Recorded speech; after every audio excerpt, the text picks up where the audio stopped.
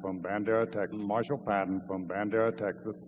And first, I'd like to thank you very much for not only giving us a good investment vehicle, but giving us a good education along the way.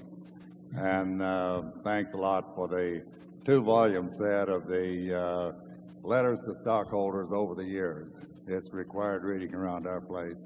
And if you can contain your hostility, I'd like to thank Charlie Munger for the copy of his speech to the University of Southern California business school students back in 1994.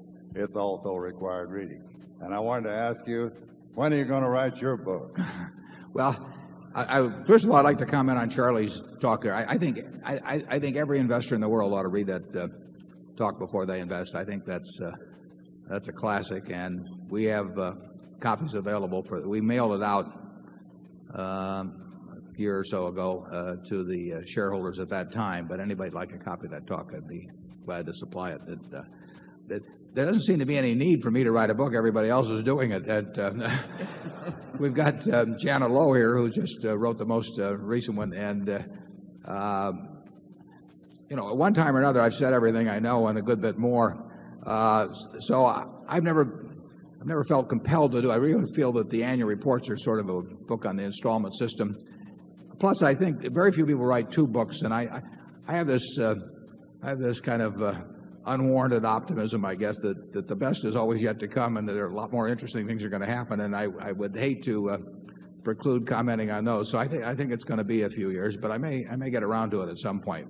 But I think maybe it'd be a bad sign if it happened, because it might be that I really thought that what I was writing about was more important than what was going to happen next. Charlie, are you going to write a book? No, but your comment about why you are unable to write a book reminds me of the Middle Western fellow who left an unfinished manuscript. And he apologized for not finishing his book, which was entitled Famous Middle Western Sons of Bitches. And he said he was always meeting a new one, and therefore he could never finish the book.